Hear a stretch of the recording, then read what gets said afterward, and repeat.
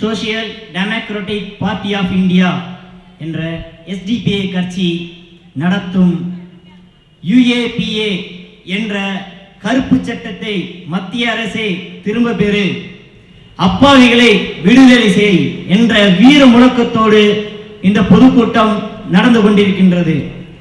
இந்த பொதுக்கூட்டத்திற்கு முன்னிலை வகிக்கின்ற அகமது ரிபாய் கபீர் மத்திய சென்னை மாவட்ட துணைத் தலைவர் அவர்களையும், ஷாவுல் ஹமீத் மத்திய சென்னை மாவட்ட துணைத் தலைவர் அவர்களையும், அமீர் சுல்தான் மத்திய சென்னை மாவட்ட செயலாளர் அவர்களையும், கலில் ரஹ்மான் மத்திய சென்னை மாவட்ட பொருளாளர் அவர்களையும், முகமது ரஷீத் வடசென்னை மாவட்ட தலைவர் அவர்களையும், அப்துல் கரீம் வடசென்னை மாவட்ட பொதுச் செயலாளர் அவர்களையும், முகமது சாலி தென் சென்னை மாவட்ட தலைவர் அவர்களையும், அனீஸ் முகமது தென் சென்னை மாவட்ட பொதுச் செயலாளர் அவர்களையும், முகமது பிலால் காஞ்சி மாவட்ட தலைவர் அவர்களையும், முகமது சலீம் திருவள்ளுவர் மாவட்ட தலைவர் அவர்களையும், இனிய உரையாம் தலைமை உரையாற்ற வீட்டிற்கும்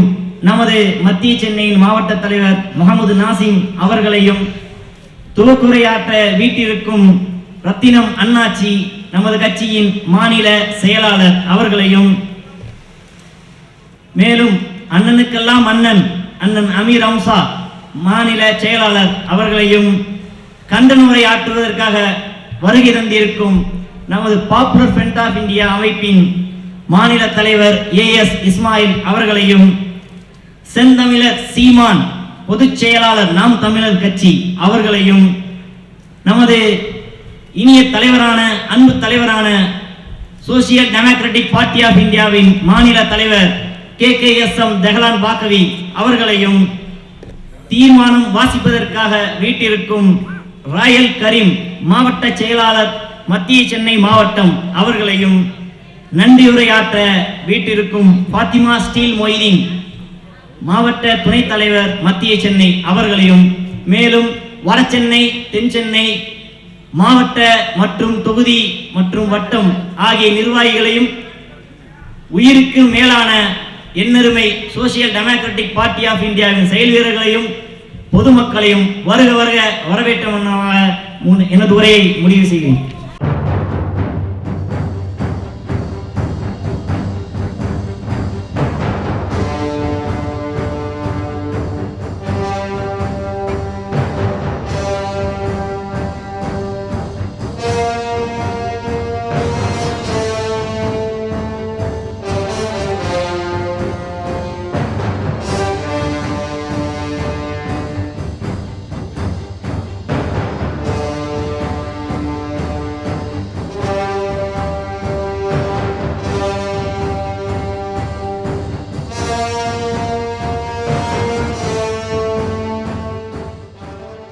கண்ணியமிக்க இவ்வவைக்கு தலைமை தாங்கும் தலைவர் அவர்களே, இந்த UAPA என்ற ஒரு ஆழ்தூக்கி சட்டத்தை எதிர்த்து Social Democratic Party of India என்ற புனிதமான கட்சி தேசம் முழுவதும் ஒரு மிகப்பெரிய பிரச்சாரத்தை நடத்தி கொண்டிருக்கின்றது.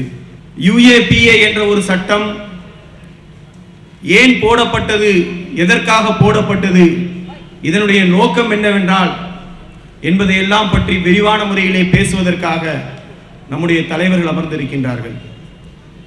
கண்ணியத்திற்குரிய அன்பர்களே, இந்திய திருநாட்டிலே இருக்கக்கூடிய சிறுபான்மை மக்கள் பல ரீதியிலே ஒடுக்கப்படுகின்றார்கள், நசுக்கப்படுகின்றார்கள், அச்சுறுத்தப்படுகின்றார்கள்.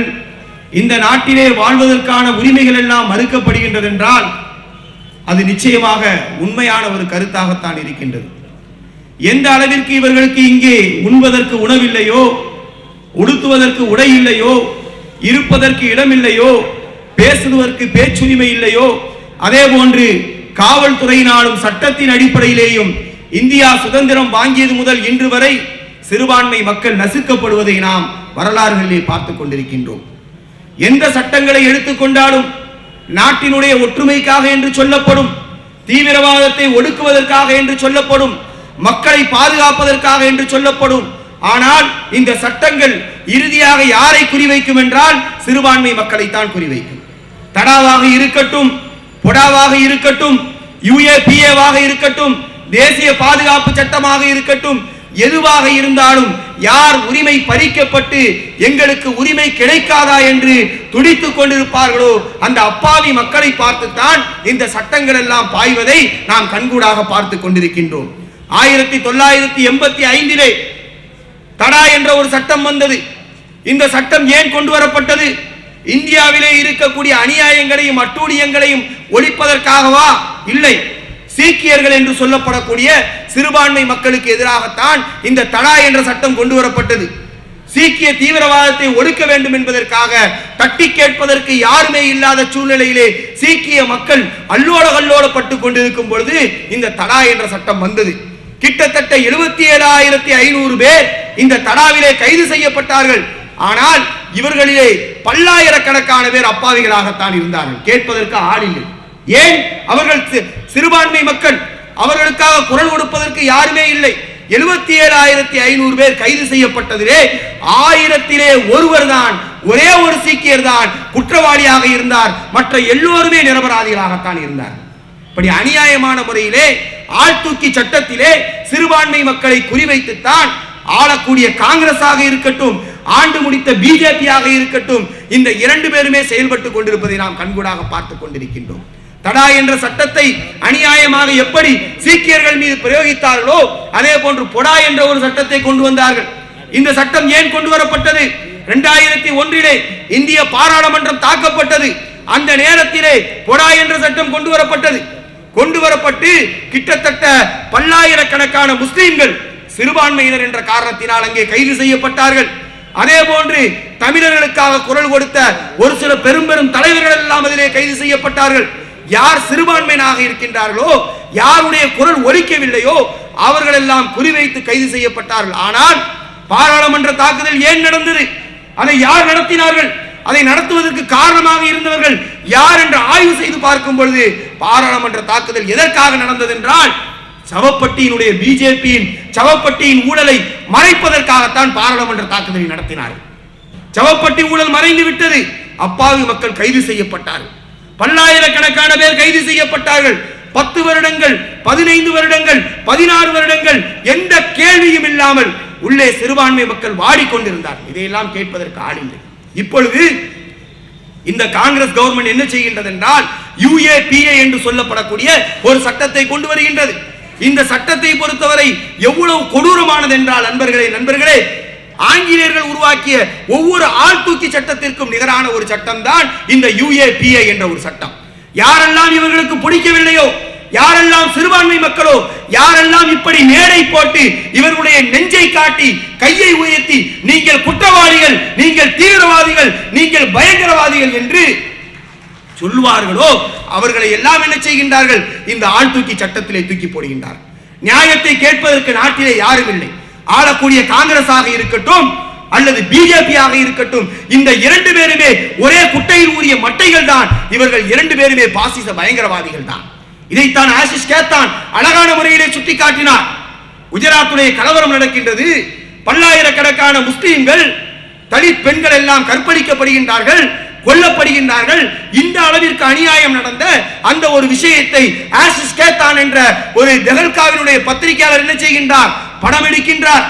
யார் யாரெல்லாம் இந்த பெண்களை நான் இப்படி கற்பழித்தேன், இவனை இப்படி கொன்றேன், இவனுடைய கடையை இப்படி எரித்தேன் என்றெல்லாம் பாபு பஜ்ரங்கி போன்றவர்கள் எல்லாம் சொன்ன விஷயங்களை எல்லாம் அழகான முறையிலே படம் எடுக்கின்றார். பிறகு அவர் சொன்னார், இதை வெளிக்காட்டுவதன் மூலம் காங்கிரஸ் மிகப்பெரிய ஒரு லாபத்தை சம்பாதித்து விடும் என்று நான் எண்ணிக்கொண்டிருந்தேன். ஆனால் காங்கிரஸ் என்ன செய்தது? இதை வைத்து எந்த ஒரு சத்தமும் போடவில்லை. அப்படியே அமுக்கத்தான் பார்த்தது. ஏனென்றால் சிறுபான்மை மக்களுக்கு ஆதரவாக கொடுக்கக்கூடிய இந்த குரலை நசுக்குவதற்கு தான் காங்கிரஸ் எல்லா வேலையும் செய்தது. மாறாக என்னை கைது செய்வதற்கு உண்டான எல்லா ஏற்பாடுகளையும் காங்கிரஸ் செய்தது என்று ஆஷிஷ் கேத்தான் சொல்லுகின்றார். இந்த அடிப்படையிலே கண்ணியமிக்க அன்பர்களே, நண்பர்களே, UAPAவாக இருக்கட்டும், தடாவாக இருக்கட்டும், பொடாவாக இருக்கட்டும், எந்த சட்டமாக இருக்கட்டும், இவை அனைத்துமே பாசிச பயங்கரவாதிகளுடைய மூளையிலே இருந்து உருவான சட்டம் தான். இது எல்லாம் தீவிரவாதத்தை ஒழிக்காது. இவையெல்லாம் பயங்கரவாதத்தை ஒழிக்காது. தடா நடந்தது, தடா போட்டீர்கள், அதற்கு பின்னால் இந்தியாவிலே தீவிரவாதம் கூடியிருக்கின்றது. பொடா வந்தது, அதற்கு பின்னால் இந்தியாவிலே தீவிரவாதம் கூடியிருக்கின்றது.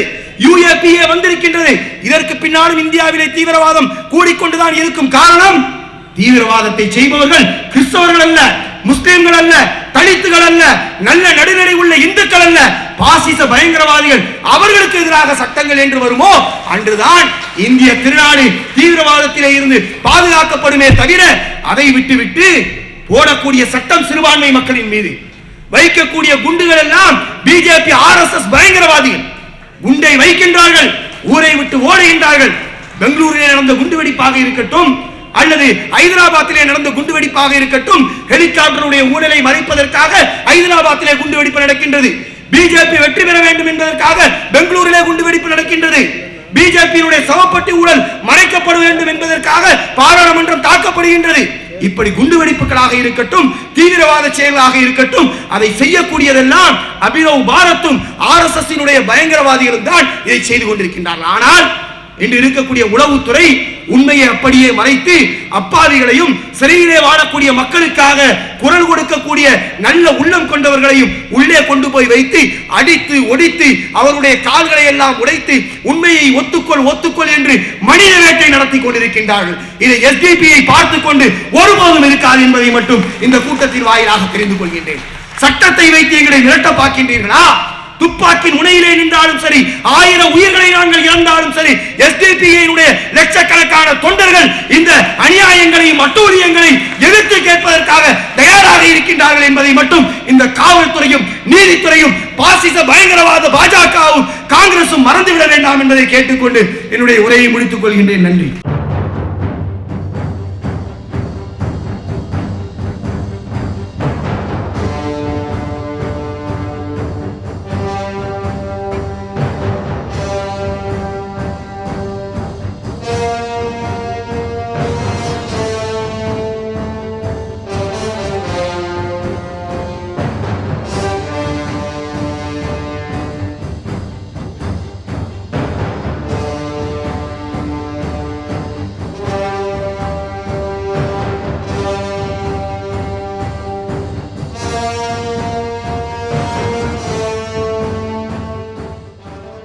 பசியிலிருந்து விடுதலை, பயத்திலிருந்து விடுதலை என்ற தாரக மந்திரத்தோடு ஆரம்பம் செய்யப்பட்ட இந்த SDPI கட்சி 4 ஆண்டுகளை முடித்து ஜூன் 21ஆம் தேதி 5ஆம் ஆண்டிலே காலடி எடுத்து வைக்க இருக்கிறது. அந்த நன்னாளிலே UAP என்ற இருட்டு சட்டம், அதை கருப்பு சட்டம் என்றார்கள், கலரடித்து மாற்றி விடுவார்கள். அது இருட்டு சட்டம். இந்த சட்டத்துக்காக இதுவரை தமிழகத்தில் உள்ள அரசியல் கட்சிகளும் சரி, அகில இந்தியாவில் உள்ள அரசியல் கட்சிகளும் சரி, குரல் கொடுக்க தயங்கிய நேரத்திலே Social Democratic Party of India என்கின்ற SDPI இன்றைக்கு முதல் முறையாக இதை மண்ணடியிலே நடத்துகிறது. இந்த சட்டம் மண்ணோடு மண்ணாகுவதற்காக பொருத்தமான இடம், பொருத்தமான பெயர். இந்த சட்டமும் மண்ணோடு மண்ணாக்கப்படும் என்பதில் சற்றும் ஐயமில்லை. ஏனென்றால் அதை எடுத்திருக்கக்கூடிய கட்சி தன்னலமற்ற மக்கள் நலம் ஒன்றே மனதில் கொண்ட Social Democratic Party of India என்கின்ற சீருடை அணியாத சிந்தனையாளர்கள் எடுத்திருக்கிறார்கள். இது கண்டிப்பாக நமக்கு வெற்றியை தரும் என்ற முழக்கத்தோடு இன்றைக்கு இந்த முழக்கத்தை ஆரம்பித்து, இந்த முழக்கத்திற்கு என் உயிரினும் மேலான SDPI செயல் வீரர்களே, நாமெல்லாம் இனிமேல் தான் விழிப்பாக இருக்க வேண்டும். எப்படி என்றால், நாம் வளர வளர நாம் வளர்வதற்கு பிறருக்கு பிடிக்க இந்த நிலையில் இருக்கின்ற SDPI ஒவ்வொரு தொண்டனும் நாட்டு சிந்தனை, மக்களுடைய நல்லார்வம், மக்களுடைய பொருளாதாரம் பாதுகாக்கப்பட வேண்டும், மக்களுடைய சிந்தனைகள் நல்வழியில் பயன்படுத்தப்பட வேண்டும், இந்த நாடும் சீரும் சிறப்புமாக இருப்பதற்கு யாரெல்லாம் பாடுபடுகிறார்களோ இல்லையோ SDPI ஒவ்வொரு தொண்டனும் தன் மனதிலே உறுதி கொண்டிருக்கிறார். ஒரு வேலைக்கு சேர்வதற்கு முன் உறுதிமொழி எடுப்பார்கள். என்ன உறுதிமொழி? இந்த நாட்டையும் இந்த மண்ணையும் சுய விருப்பின்றி நான் காப்பாற்ற விரும்புகிறேன். ஆனால் அதெல்லாம் பொய்யான பொய். எஸ்டிபியுடைய தொண்டர் எடுத்திருக்கின்ற வாக்குறுதியும் உறுதிமொழியும் இந்த நாட்டினுடைய ஒற்றுமையை பாதுகாக்கும். அதில் எந்த விதமான சந்தேகமும் இல்லை. இன்றைக்கு இந்த வந்திருக்கக்கூடிய UAPA என்ற இந்த சட்டம் யாருக்காக? மக்களே, உங்களை துன்புறுத்துவதற்காக. ஏன்? அடிப்படை இன்றைக்கு பாத்தீங்கன்னா காவிரி டெல்டா பகுதியிலே மீத்தேன் வாயுவை உறிஞ்சி எடுக்கிறான் பூமிக்கடியிலே. இதை யார் போராடுறது? சொல்லுங்க இடதருமை மக்களே, தமிழகத்தின் மீன் நாடிகளே, செந்தமிழரே, குருதி சிங்கின் தமிழகமே, இதை யார் கேட்பது? அங்கே மீத்தேனே பூமிக்கடியில் இருந்து உறிஞ்சுகிறார்கள். நிலைத்த நீர் பாதிக்கப்படுகிறது. அங்கே பாதிப்பது யார்? நமது தொப்புள் கொடி உறவுகள். அந்த உறவுகளுக்கு குரல் கொடுப்பது யார்? நாம். அங்கேயும் கூட இவர்கள் போராடுகிறார்கள். எதற்காக? தனது பகுதியுடைய நிலத்தடியில் சுரண்டப்படுகிறது. இந்த உரிமையை பாதுகாப்பதற்காக அங்கே போராடுகிற பட்சத்தில் அங்கேயும் கூட இந்த UAPA என்ற இருட்டு சட்டம் அவர்களை கையாளக்கூடும். ஒருவர் உரிமைக்காக போராடுகிறான் என்றால் அதை பயன்படுத்துவதற்காக 1967 போடப்பட்ட சட்டம் அது மக்களுக்கு தீமையை உருவாக்கும் என்ற காரணத்தால் அன்றைக்கு முடக்கி வைக்கப்பட்ட சட்டம். இன்றைய காங்கிரஸ் அரசு அதை தூசி தட்டுகிறது. யாருக்காக? தலைவர் சொன்னது போல பாசிச பயங்கரவாதிகளாகிய பிஜேபியை மனதை கொஞ்சம் மகிழ்விப்பதற்காக எடுக்கப்பட்ட சட்டம். அதில் பாதிக்கப்படுகிறவர் யார்? உரிமைக்காக இந்தியா முழுக்க மாவோஸ் எப்படியா உருவாங்கினாங்க? சொல்லுங்கள். என்ன அவங்க எல்லாம் வெளியில இருந்து வந்துட்டாங்களா? இல்லை. நாம் இருப்பிடத்தில் இருக்கிறோம்.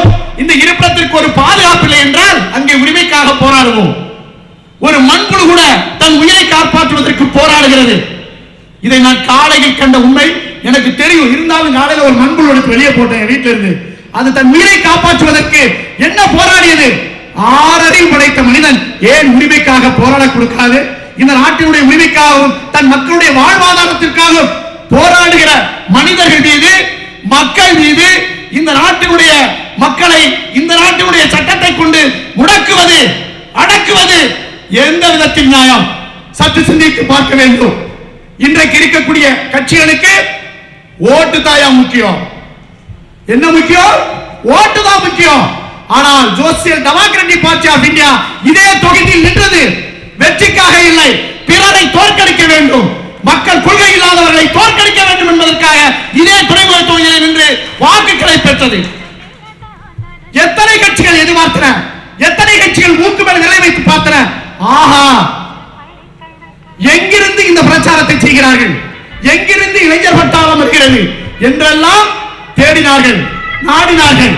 அன்றைக்கு ஏற்பட்ட அந்த புரட்சி எங்களுடைய ஒவ்வொரு சேருடைய மனதிலும் இன்றைக்கும் பதிந்திருக்கிறது. இந்த மண்ணடியிலே இது பொருத்தமான ஏன் சொன்னேன் என்றால், மண்ணடி இது மண்ணோடு மண்ணாக வாழ வைப்பவர்களை வாழ வைக்கவும் இந்த மண்ணடிக்கு தெரியும். வாழ வைக்க பிறரை துன்புறுத்துவர்களை மண்ணோடு மண்ணாக்க இந்த மண்ணடிக்கு தெரியும். அப்படிப்பட்ட மண்ணடி. இப்படி இருக்கக்கூடிய இந்த நிலையில் மக்கள் மனங்களை புண்படும்படியான சட்டங்களை என்னையா நடக்குது நாட்டில்? நாமெல்லாம் ஓட்டு போட்டு எதுக்கு அனுப்பியிருக்கோம்? மக்கள் பிரச்சனையை பற்றி பேசுவதற்காக, மக்கள் உரிமைகளுக்காக பேசுவதற்காக. அங்க என்ன நடக்குது? என்ன நடக்குது? தான் சொந்த பிரச்சனை, சொந்த கம்பெனியை காப்பாற்றுவதற்காக, தன் வாரிசுகளை காப்பாற்றுவதற்காக பலமாரியான விவாதங்கள். ஏன் கேள்வி கேட்க கூட பணம் வாங்குறாங்களையா? நீங்க போட்டு அனுப்பின அந்த பாராளுமன்ற உறுப்பினர்கள் இதுக்கெல்லாம் யார்கிட்ட போய் சொல்லுவது? வாருங்கள், இருக்கிறது STBI. அந்த புகாரை இங்க அடிங்கள், நாங்க தட்டி கேட்கிறோம். மீது எந்த கட்சியும் கேட்க எப்படி கேட்க முடியாது? ஏன்னா அதே மக்கள்கிட்ட திருப்பி போய் ஓட்டு கேட்கணும். ஏன்னா இலவசம் வசம் விஷம் விஷம் விஷம் கொடுத்து எனதருமை மக்களை விலைவாசியில் ஏற்றியதுதான் மிச்சம். வாழ்க்கையுடைய அடிப்படை ஆதாரம் கூட இன்னைக்கு ஆடி போயிருக்கியா? பணக்காரர்களுக்கும் சரி, ஏழைகளுக்கும் சரி. இன்றைக்கு காங்கிரசுடைய ஒரே குறிக்கோள் என்ன தெரியுமா? பெரிய பெரிய கார்ப்பரேட் முதலாளிகளை வாழ வைப்பது மட்டும்தான்.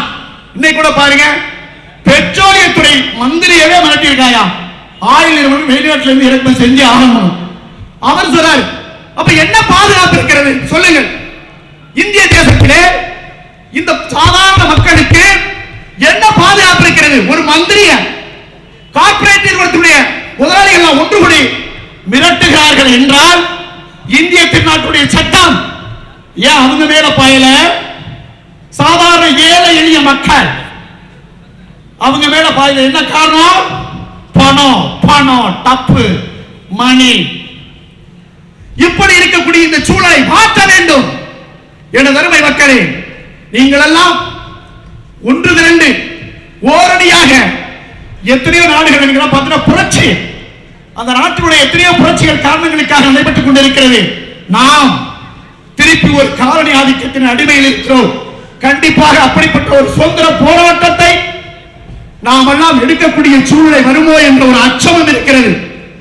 அந்த அச்சத்திற்கு முன்பாக எத்தனையோ வெளிநாட்டு கம்பெனிகள் மீண்டும் உள்ளே வந்து வியாபாரத்தை துவங்குகிறார்கள். இந்த துவக்கத்தை நாம் எல்லாம் தடுத்து நிறுத்த வேண்டும். பிரதமர் சொன்ன மாதிரி வெளிநாட்டு கம்பெனி எல்லாம் வரலைனா பணம் என்ன மரத்திலே காட்டினார். ஒரு பிரதமர் சொன்னார், இன்றைய பிரதமர் ஐயா மன்மோகன் சிங் அவர்களே சொல்லுகிறார்கள், எந்த அளவுக்கு இருக்கு பாருங்கள் மக்களை ஏமாற்றுவதற்கான வழி. என்ன வளம் இல்லை இந்த திருநாட்டில், ஏன் கையை ஏந்த வேண்டும் வெளிநாட்டில் என்று நமது பாடிகளை புலவர். அந்த புலவருக்கு இவர்கள் எதிர்ச்சவால் விடுவது போல இருக்கிறது.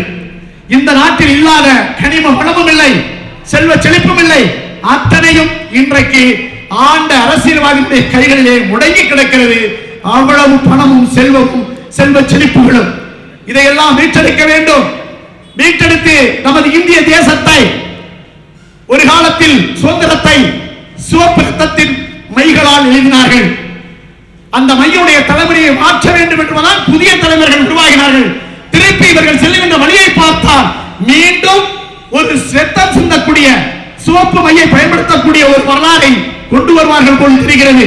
அதை மாற்ற இன்றைக்கு அகில இந்திய அளவிலே Social Democratic Party of India 23 மாநிலங்களிலே தன்னுடைய வேலை ஊன்றி செடியாக இன்றைக்கு மரமாக காய்க்கக்கூடிய நல்ல கனிதர் மரமாக வளர்ந்து கொண்டிருக்கிறது என்று இன்றைக்கு நாம் பார்த்துக் கொண்டிருக்கிறோம். இருக்கிறது 28 மாநிலம், 25, 23 மாநிலங்களை நாம் பெற்றுக் கொண்டிருக்கிறோம். இதை மேலும் எல்லா தரப்பு மக்களும், இது முஸ்லிமுக்கோ கிறிஸ்டியனுக்கோ இந்துக்கோ சொந்தமான கட்சி அல்ல, நல்ல உள்ளம் படைத்த இந்திய தேசத்தின் மீது பற்றுள்ள ஒவ்வொரு குடிமகனுடைய சொந்த கட்சி Social Democratic Party of India. இதில் தாங்களை எல்லாம் இணைத்துக் கொண்டு நம்ம எங்க போனாலும் சரி, இந்த தியாகராஜன் செத்தார ஐயா காவல்துறை நண்பர், அந்த அரசத்தை கூட தட்டி கேட்டோம், எந்த கட்சியும் கேட்கவில்லை. அண்ணன் ஆழ்வின் செத்தார ஒரு உதவி ஆய்வாளர், அதை நாம் தட்டி கேட்டோம், வேற யாருமே கேட்கறதில்லை. எங்களுக்கு எல்லோரும் ஒன்றுதான். உளவுத்துறையுடைய உண்மையான நண்பர்களே, சரியான வார்த்தைகளை சரியான மொழிகளே அரசுக்கு சமர்ப்பணம் செய்யுங்கள். ஏனென்றால் நல்லது நடப்பவர்கள் எல்லாம் கெட்டதாக காட்டுகிறீர்கள், சினிமா போல கெட்டவர்கள் எல்லாம் நல்லவனாக காட்டுகிறீர்கள்.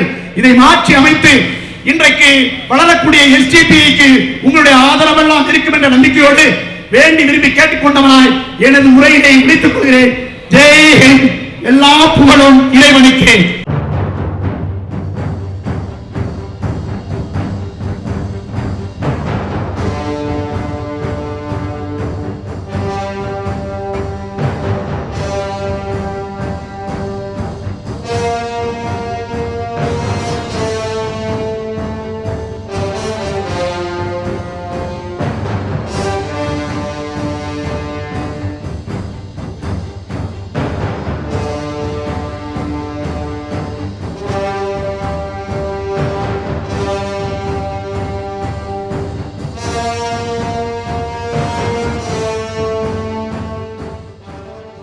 Social Democratic Party of India நடத்தக்கூடிய பொதுக்கூட்டத்திற்கு தலைமையேற்று நடத்தி கொண்டிருக்கும் மாவட்ட நிர்வாகிகளே, மேடையில் அமர்ந்திருக்கும் எஸ்டிபிஐயின் மாநில தலைவர் அன்பு சகோதரர் KKSM தஹ்ரான் பாக்கவி அவர்களே, மற்றும் மாநில நிர்வாகிகளே, மாவட்ட நிர்வாகிகளே, எனக்கு முன்பு அமர்ந்திருக்கும் பெரியோர்களே, சகோதரர்களே, சகோதரிகளே, உங்கள் அனைவரின் மீதும் இறைவனின் சாந்தியும் சமாதானமும் என்றென்றும் நில்கட்டுமாக, என்றென்றும் நல்கட்டுமாக என பிரார்த்தித்த வண்ணம் என்னுடைய இந்த கண்டன உரையை ஆரம்பம் செய்கின்றேன். எஸ்டிபிஐ கருப்பு சட்டத்திற்கு எதிரான யுஏபிஏ என்று சொல்லக்கூடிய கருப்பு சட்டத்திற்கு எதிராக கடந்த 9ஆம் தேதி முதல் 18ஆம் தேதி வரை தமிழகம் முழுவதும் பல்வேறு நிகழ்ச்சிகளை, போராட்டங்களை பிரச்சாரங்களாக முன்வைத்து நடத்தி வருகிறார்கள். பொதுவாகவே எஸ்டிபிஐ கட்சியின் பாதையும் பயணமும் பசியிலிருந்து விடுதலை, பயத்திலிருந்து விடுதலை, யாரெல்லாம் இந்த நாட்டினுடைய முன்னேற்றத்திற்காக முன்னணியில் நின்று போராடுகிறார்களோ, அதனுடைய முன்னேற்றத்திற்காக முன்னணியில் நின்று பாடுபடுகிறார்களோ, தலித்துகளாக இருக்கட்டும், பிற்படுத்தப்பட்ட மக்களாக இருக்கட்டும், சிறுபான்மை மக்களாக இருக்கட்டும், அவர்களை அடித்தொழித்து எழுந்துவிட முடியாத விதத்தில் அடக்கி ஆளக்கூடிய கருப்பு சட்டத்தை எதிர்த்து பயத்திலிருந்து விடுதலை பயக்கக்கூடிய விதத்திலே எஸ்டிபிஐ எடுத்து நடத்தக்கூடிய இந்த போராட்ட பிரச்சாரமானது சரியானது என இந்த தருணத்தில் நான் தெரிவித்துக் கொள்கிறேன். பிரியமானவர்களே, குறிப்பாக இந்த நாட்டிலே முஸ்லிம் சமூகமாக இருக்கட்டும், தலித்துகளாக இருக்கட்டும், பிற்படுத்தப்பட்ட மக்களாக இருக்கட்டும், அடிப்படை உரிமைகள் இல்லாதவர்களாக, குறிப்பாக முஸ்லிம்களை எடுத்துக்கொண்டோமானால் கல்வியில் பின்தங்கிய நிலை, தொழிலிலே பின்தங்கிய நிலை, அரசியலில் பின்தங்கிய நிலை, சமூக மேம்பாட்டிலே பின்தங்கிய நிலையிலே அடிப்படை உரிமைகள் இல்லாத வாழ்ந்து கொண்டிருக்கக்கூடிய இந்த தருவாயிலே இந்திய அரசால் பல்வேறு கமிட்டிகளும் கமிஷன்களும் போடப்பட்ட நிலையில் முஸ்லிம் சமூகம் பின்தங்கிய நிலையில் இருக்கின்றது. தலித்துகள் பின்தங்கிய நிலையில் இருந்து கொண்டிருக்கின்றார்கள் என்ற அறிக்கைகள் சமர்ப்பிக்கப்பட்ட நிலையிலே அவர்களுடைய அடிப்படை முன்னேற்றத்திற்காக யாரெல்லாம் பாடுபட்டுக் கொண்டிருக்கின்றார்களோ, போராடிக் கொண்டிருக்கின்றார்களோ, இப்படிப்பட்ட தருவாயிலே அவர்களுடைய அடையாளத்தை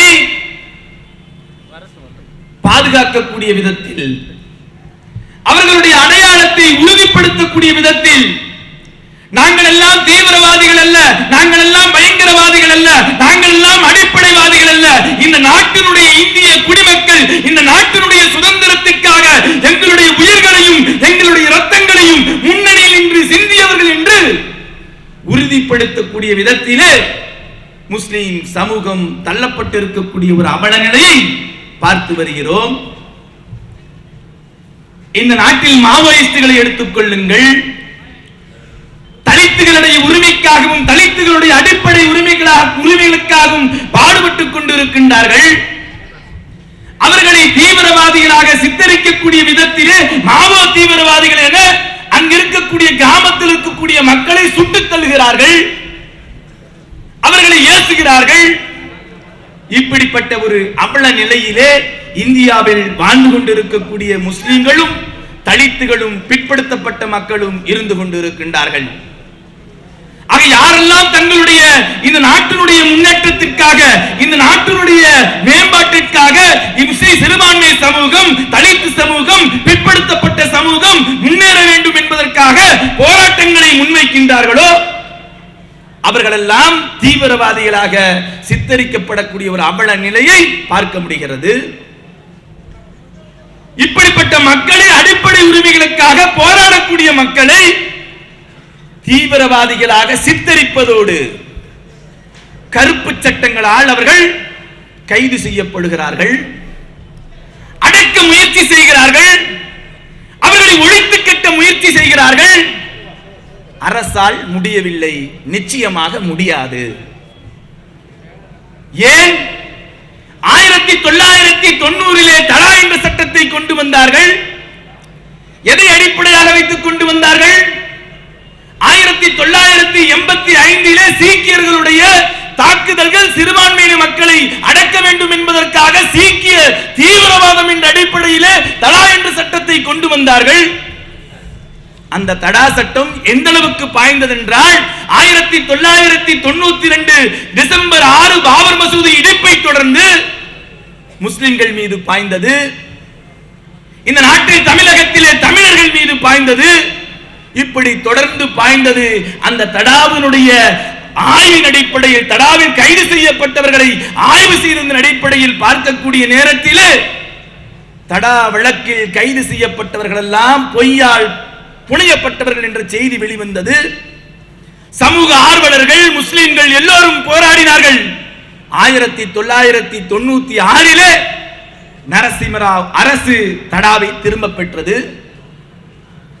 தொடர்ந்து தீவிரவாதத்தை அடக்க வேண்டும், தீவிரவாதத்தை அடக்க வேண்டும் என்ற பாஜகவின் பாட்டுக்கிணங்க 2001 பொடா என்ற சட்டத்தை கொண்டு வருவதற்கான முயற்சியை பாஜக தொடர்ந்து எடுத்து வந்தது. அதற்காக பல்வேறு முயற்சிகளை செய்யக்கூடிய நேரத்தில் பாராளுமன்ற தாக்குதலை நடத்தியவர்கள் பாஜக தான் என்பது சமூக ஆர்வலர்கள் குறிப்பிடுகிறார்கள். எதற்கு? அன்றைய காலகட்டத்தில் நாடாளுமன்றத்தை நடத்த விடாமல் எதிர்க்கட்சியாக இருந்த காங்கிரஸ் செயல்பட்டுக் கொண்டிருந்தது. சவப்பட்டி ஊழல், பொடா என்ற சட்டத்தை கொண்டு வரக்கூடாது என்று கங்கணம் கட்டி எதிராக செயல்பட்டுக் கொண்டிருந்த நேரத்திலே பாராளுமன்றத்தை நடக்க விட என்ன வழி என்பதாக திட்டம் தீட்டியதாக குறிப்பிடுகிறார்கள். அந்த பாராளுமன்ற தாக்குதலை நடத்தியது பாஜக, சங்க பரிவார், RSS தான் என்பது பட்டவர்த்தனமான உண்மை. அன்று தேவைப்பட்டான் அப்சல் குரு. நாடாளுமன்றம் நடைபெறுவதற்காக அன்று தேவைப்பட்டான் அப்சல் குரு. பொடா என்ற சட்டம் கொண்டு வரப்பட்டது. பொடா என்ற ஆழ்தூக்கி சட்டம் கொண்டு வரப்பட்டது. மக்கள் மத்தியில் விமர்சிக்கப்படவில்லை. இப்படிப்பட்ட நிலையிலே தொடர்ந்து நாம் பார்க்கக்கூடிய நேரத்தில் அன்று பாராளுமன்றம் நடைபெறுவதற்காக பாராளுமன்ற தாக்குதல் நடைபெற்றது. அதற்கு அப்சல் குரு தேவைப்பட்டார். அதே போன்று தற்பொழுது கடந்த ஜனவரி 20 அன்று ஜெய்ப்பூரில் நடந்த காங்கிரசினுடைய பொதுக்குழுவின் பொழுது இந்த நாட்டினுடைய உள்துறை அமைச்சர், ஹோம் மினிஸ்டர் அவர்கள் சிண்டே அவர்கள் குறிப்பிடும் பொழுது இந்த நாட்டுக்கு காவி பயங்கரவாதத்தால் ஆபத்து என தன்னுடைய பேட்டியில் அளித்தார்.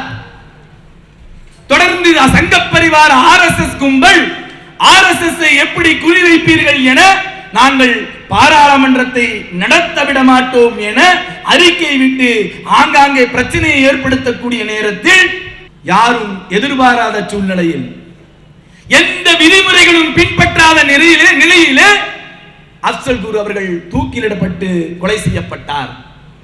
என்ன நடக்கின்றது இந்த நாட்டிலே? அன்று நாடாளுமன்றம் நடக்க வேண்டும் என்பதற்காக பாராளுமன்ற தாக்குதலை நடத்தி அப்சல் குருவை கைது செய்தீர்கள்.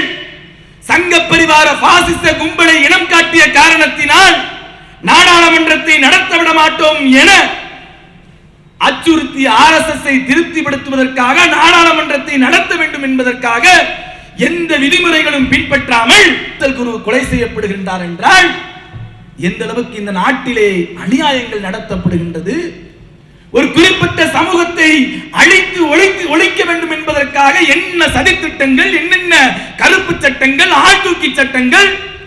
2001 பொடா நடைமுறையில் இருக்கக்கூடிய நேரத்தில் குஜராத்தில் என் இனம் கூட்டம் கூட்டமாக கொலை செய்யப்பட்டார்களே, கற்பழிக்கப்பட்டார்களே, அவர்கள் யாராவது பொடாவில் கைது செய்யப்பட்டார்களா?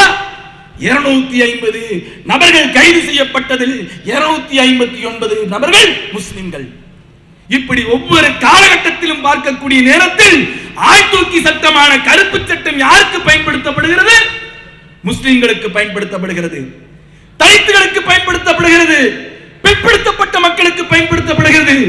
யாரெல்லாம் குண்டு வைத்துக் கொண்டு திரிகின்றானோ, மாலகானில் குண்டு வைத்தவன் யார், அஜ்மீர் தர்காவில் குண்டு வைத்தவன் யார், சஞ்சோதா எக்ஸ்பிரஸில் குண்டு வைத்தவன் யார், நந்தித்திலே குண்டு வைத்தவன் யார், குண்டு வைத்த காவி பயங்கரவாதிகள் எல்லாம் வெளியே சுதந்திரமாக சுத்திக் கொண்டிருக்கக்கூடிய நேரத்தில், வெளியே தீவிரவாதிகள் எல்லாம் சுத்திக் கொண்டிருக்கக்கூடிய நேரத்தில் முஸ்லிம்கள் கருப்பு சட்டத்தின் கீழ் கைது செய்யப்படக்கூடிய ஒரு அவல நிலையை பார்க்க முடிகிறது. யுஎஸ்பிஏ சட்டம் கொண்டு வந்ததிலிருந்து பெரும்பான்மையாக கைது செய்யப்படுபவர்கள் யார் என்றால் முஸ்லிம்கள்.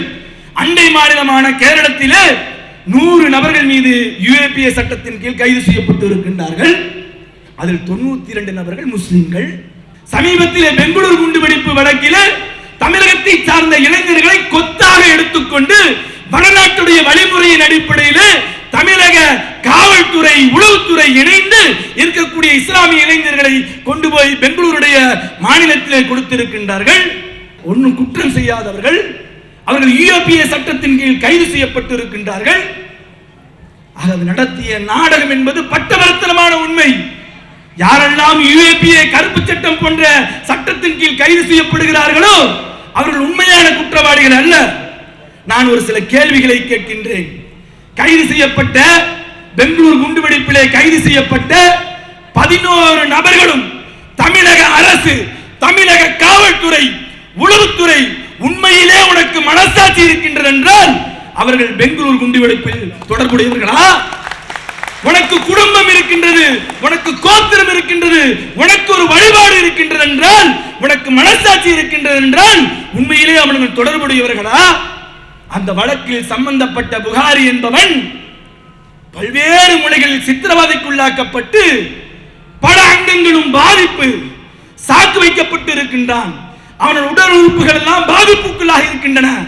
அவன் சொல்லுகின்றான், நான் கைது செய்ததிலிருந்து இன்று வரை நான் நோன்பு நோட்டுக் கொண்டிருக்கின்றேன். நான் வணங்கும் இறைவன் மீது சத்தியமாக சொல்லுகின்றேன், நான் கைது செய்யப்பட்ட அன்று முதல் இன்று வரை நான் நோன்பு நோட்டுக் கொண்டிருக்கின்றேன். நான் வணங்கும் இறைவன் மீது சத்தியமாக சொல்லுகின்றேன், நான் இந்த குற்றத்தை செய்யவில்லை. பெங்களூர் குண்டுவெடிப்பு வழக்கில் எனக்கும் தொடர்பில்லை என அவன் வணங்கக்கூடிய இறைவனுக்கு சத்தியமிட்டு சொல்கின்றான். பல்வேறு அநியாயங்களை தமிழக காவல்துறை செய்திருக்கின்றது. அந்த வழக்கிலே 3 நபர்களை முக்கியமான கைதிகளாக, முக்கியமான அக்யூஸ்டாக குறிப்பிடுகின்றது. போலீஸ் பக்ருதீன், பன்னா இஸ்மாயில், அனில்பா என்று சொல்லக்கூடிய 3 நபர்களை குறிப்பிடுகின்றது. அந்த 3 நபர்கள் தான் அந்த சம்பந்தப்பட்ட இடத்தில் குண்டு வைத்ததாக அவர்கள் அறிக்கையிலே சமர்ப்பித்து இருக்கின்றார்கள். ஆனால் ஏறத்தாழ 1.5 ஆண்டுகளாக தமிழக அரசால் கோடிக்கணக்கான நிதிகள் ஒதுக்கப்பட்டு போலீஸ் பக்ருதீன் என்பவனை பிடிக்க வேண்டும் என தனி டீம் இட்டு தேடிக்கொண்டிருக்கின்றார்கள். அவர்கள் கடந்த ஆகஸ்ட் மாதம் போன்ற காலகட்டங்களிலே கோவையில் இருந்து திட்டம் தீட்டினார்கள் என்றால் உளவுத்துறை என்ன செய்து கொண்டிருந்தது? தமிழகத்திலே அவருக்காக போலீஸ் பக்ருதீனை பிடிப்பதற்காக 370 முஸ்லிம்கள் மதுரையிலே சித்திரவதைக்குள்ளாக்கப்பட்டு இருக்கின்றார்கள். தன்னுடைய செவிலிகள் எல்லாம், காதுகள் எல்லாம் அடித்து முட்டி போட்டு நடக்க வைத்து பல்வேறு மனித உரிமை மீறப்பட்டு இருக்கின்றது. இப்படிப்பட்ட கொடுமைகளுக்கு உட்படுத்தப்பட்டு போலீஸ் பக்ருதீனுக்கு பல கோடிகள் ஒதுக்கப்பட்ட நிலையிலே கோவையிலே நடமாடினான் என்ற செய்தியை வெளிப்படுத்துகிறீர்களே, எந்த விதத்தில் சரி?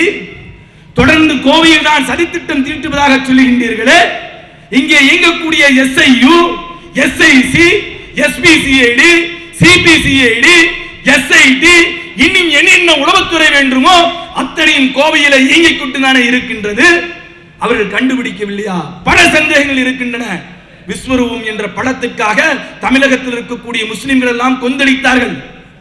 ஆனால் கோவை மாவட்ட கலெக்டர் மட்டும் ஒரு அறிக்கையை கொடுத்தார். என்ன அறிக்கை என்றால், கோவையிலே கலவரம் ஏற்படும் என்ற அறிக்கையை கொடுத்தார். ஏன் கொடுத்தார்? சந்தேகம். ஏனென்றால் 1992க்கு பிறகு, குண்டுவெடிப்புக்கு பிறகு மக்கள் உணர்ந்த நிலையிலே சமத்துவமான அடிப்படையில் மத நல்லிணக்கத்தோடு தொழில் வளத்திலும் உறவு வளத்திலும் பலப்பட்டு இருக்கக்கூடிய கோவையிலே இப்படிப்பட்ட ஒரு அறிக்கையை மாவட்ட காவல்துறை, மாவட்ட ஆட்சியர் தருகின்றார் என்றால் அதில் ஒரு சந்தேகம் உண்டு. ஜனவரி 30 அன்று இந்த வழக்கில் கைது செய்யப்பட்ட 2 நபர்கள் தென்காசி சுலைமான் மற்றும் வெளியிலக்கியம் கைது செய்யப்படுகிறார்கள். பெட்ரோல் குண்டு வெடிப்பு வழக்கிலே கைது செய்யப்படுகிறார்கள். அதிலே விலையிலக்கியும் உடல்நிலை சரியில்லை, அவருடைய குழந்தைக்கு உடல்நிலை சரியில்லை என காவல்துறை அவரை விட்டுவிட்டதாம். என்ன போலி நாடகம்! உண்மையில் என்னவென்றால் அந்த பெட்ரோல் குண்டை வைத்தது காவல்துறை அதிகாரிகள் என தகவல்கள் வெளிவந்து கொண்டிருக்கின்றன. அதில் 4 பேரை பயன்படுத்தியதாக 2 பேர் உளவாளி என்று சொல்லக்கூடிய செய்தி வெளிவருகிறது. ஏப்ரல் 6 ஒரு கல்யாண மண்டபத்தில் நடந்த பிரச்சனையை தொடர்ந்து கோவை சீல் வைக்கப்பட்டு ஏப்ரல் 7 கோவை சீல் வைக்கப்பட்ட நிலையிலே இருக்கக்கூடிய நேரத்தில் ஏப்ரல் 17 குண்டுவெடிப்பு, பெங்களூரு குண்டுவெடிப்பிலே சம்பந்தப்பட்டிருக்கின்றார்கள் என்ற செய்தி ஆச்சரியத்தை அளிக்கின்றது. கோவை சீல் வைக்கப்பட்ட நிலையில் எப்படி இங்கிருந்து ஆயுதங்கள் பறிமுதல் செய்யப்பட்டன, ஆயுதங்கள் பரிமாறப்பட்டன, கோவையில் தான் திட்டம் தீட்டப்பட்டது என காவல்துறை குறிப்பிடுகின்றது. ஆக அங்கே காவல்துறை எப்படி செயல்பட்டது? காவல்துறைக்கு இதில் உடமை உண்டா? காவல்துறை கவனத்துடன் நடந்ததா என பல கேள்விகள் உண்டு. ஆக பிரியமானவர்களே, பல சந்தேகங்கள் உண்டு. சந்தேகம் மட்டுமல்ல, உறுதிப்படுத்தப்பட்ட செய்திகளும் பல உண்டு. இப்படி முஸ்லிம்களை பொய் வழக்கில் கைது செய்யப்பட்டு யுஏபி என்று சொல்லக்கூடிய கருப்பு சட்டத்தில் கைது செய்யப்பட்டு அவர்களுடைய வாழ்க்கையை சீரழிக்கின்றார்கள், அவர்களுடைய குடும்பங்களை சீரழிக்கின்றார்கள். அவர்கள் பிறக்கக்கூடிய குழந்தை இரட்டை குழந்தையா என மருத்துவரிடம் கேட்கக்கூடிய ஒரு அவல நிலையை காவல்துறை அதிகாரிகள் செய்கின்றார்கள் என்றால் நிச்சயமாக ஒரு காலம் பொறுத்திருக்க மாட்டோம். எங்களுடைய போராட்டம் வீரியம் அடையும் என்பதை இந்த தருணத்தில் தெரிவிப்பதோடு தமிழக அரசு உடனடியாக தலையிட்டு தமிழக காவல்துறை மற்றும் உளவுத்துறையின் போக்கை நிறுத்த வேண்டும். வடநாடுகளில் முஸ்லிம்களை பண்டு மாற்றம் செய்வதை போல் அதே போன்ற ஒரு நிலையை இங்கு செய்யக்கூடாது என்பதை இந்த தருணத்தில் தெரிவித்துக் கொண்டு விடைபெறுகிறேன். வாஹிருதானா அல்ஹம்துலில்லாஹி ரப்பில் ஆலமீன். அஸ்ஸலாமு அலைக்கும் வரஹ்மத்துல்லாஹி.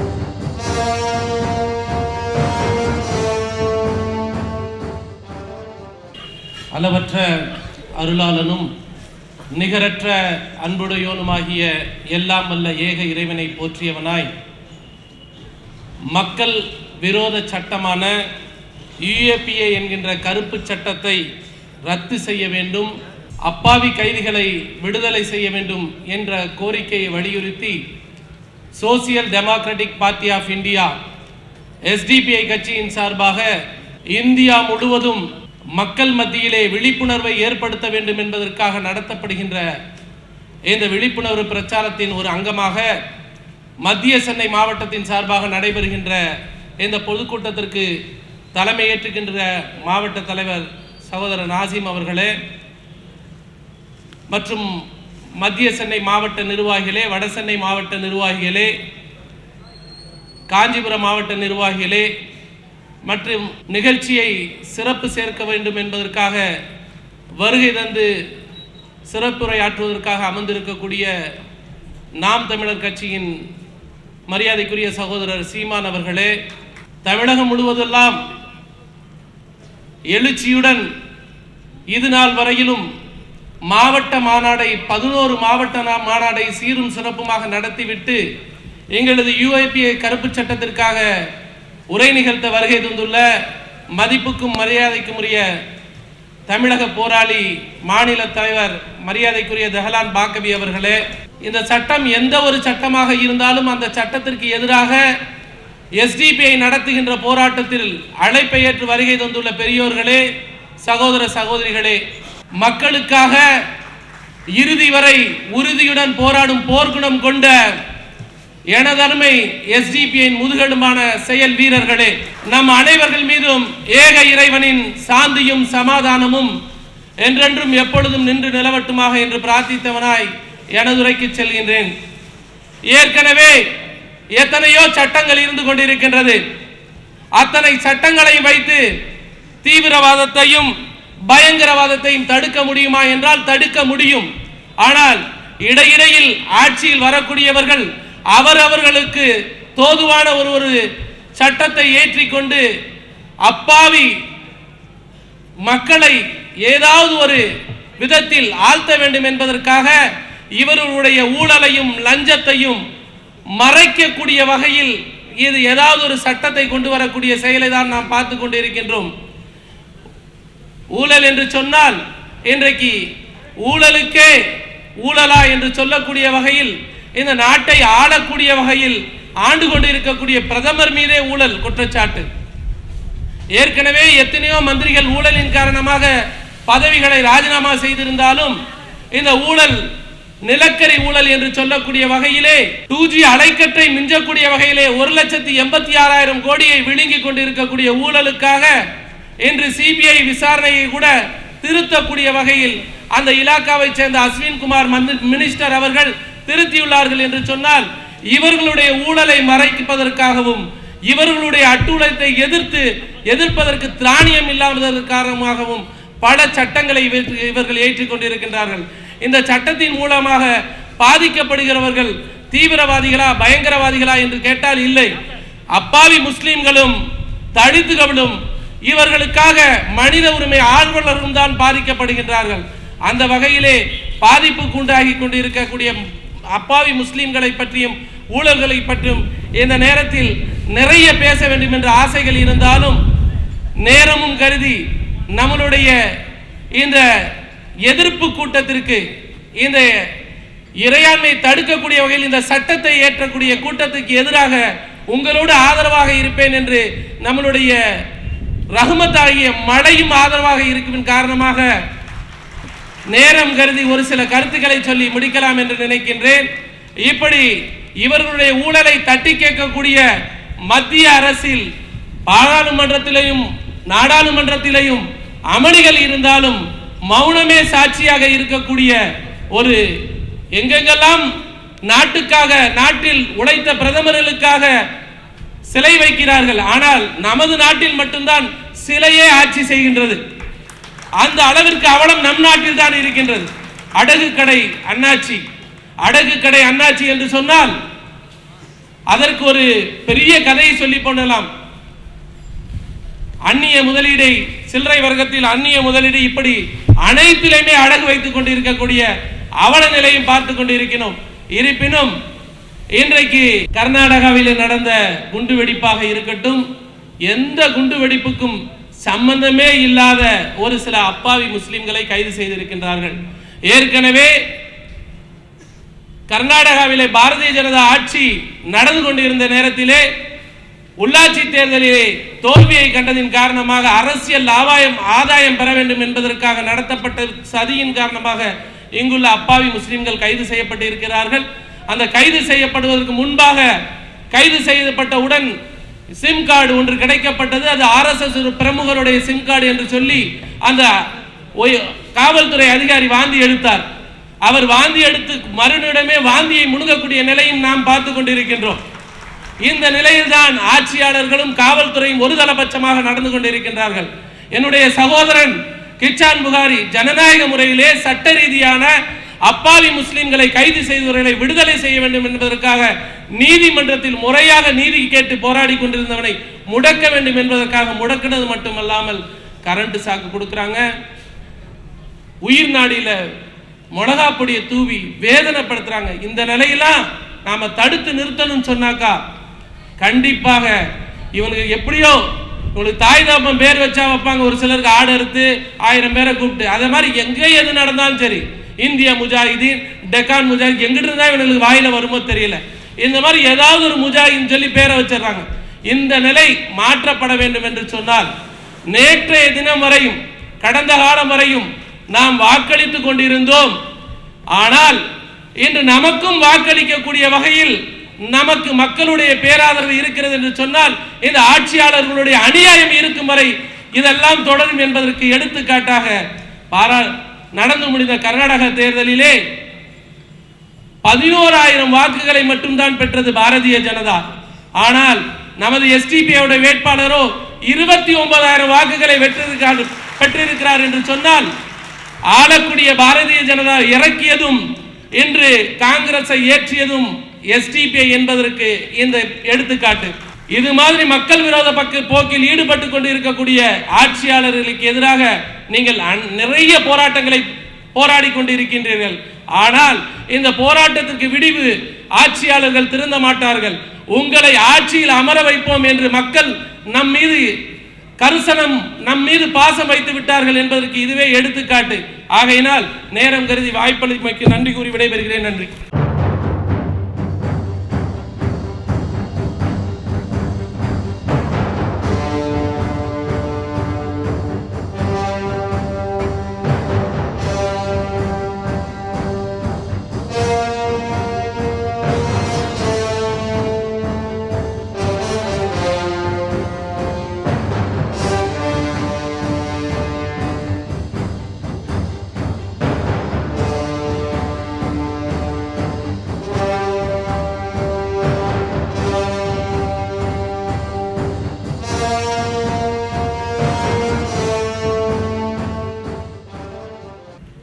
UAPA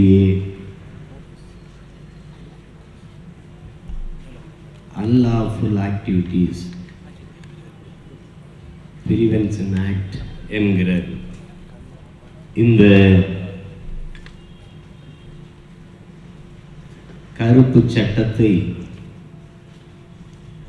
கைவிடக் கோரி Social Democratic Party of India நடத்தி கொண்டிருக்கிற எழுச்சி மிகுந்த இந்த பொதுக்கூட்டத்திற்கு தலைமையேற்றிருக்கிற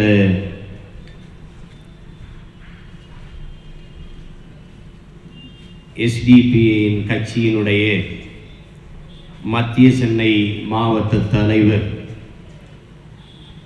பெருமதிப்பிற்கும் பேரன்பிற்கும் உரிய முகமது நாசிம் அவர்களே, உரை நிகழ்த்தி அமர்ந்திருக்கிற கட்சியின் மாநில செயலாளர் மதிப்பிற்குரிய ரத்தினம் அவர்களே, மாநில செயலாளர் மதிப்பிற்குரிய சகோதரர் அமீர் அம்சா அவர்களே,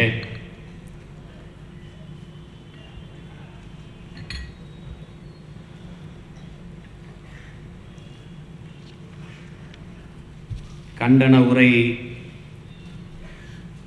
நிகழ்த்த இருக்கிற பாப்புலர் ஃப்ரண்ட் ஆஃப் இந்தியாவினுடைய மாநில தலைவர் ஏஎஸ் இஸ்மாயில் அவர்களே, எஸ்டிபிஐயினுடைய தமிழ் மாநில தலைவர், போற்றுவதற்கும் வணக்கத்திற்கும் உரிய ஐயா தெஹலான் பாகவி அவர்களே,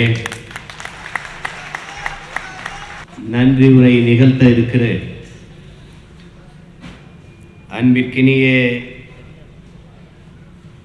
மாவட்ட துணைத் தலைவர் பாத்திமா ஸ்டீல் மொய்தீன் அவர்களே, மேடையிலே வீற்றிருக்கிற என் அன்பிற்கினிய பெருமக்களே, தலைவர்களே, உணர்வெழுச்சியோடு திறந்து அமர்ந்திருக்கிற என் உயிருக்கினிய உறவுகளே, உங்கள் அனைவருக்கும் எனது அன்பு வணக்கம். தமிழகத்தில் எத்தனையோ தலைவர்கள் இருக்கிற போது என்னை இந்த நிகழ்விற்கு, இந்த கூட்டத்திற்கு அழைத்திருப்பதற்கு காரணம் இருக்கிறது. இந்த அன்லாஃபுல் ஆக்டிவிட்டீஸ் பிரிவென்ஷன் ஆக்ட் இதில் 5 முறை 1.5 ஆண்டுகளுக்குள் சிறைப்படுத்தப்பட்ட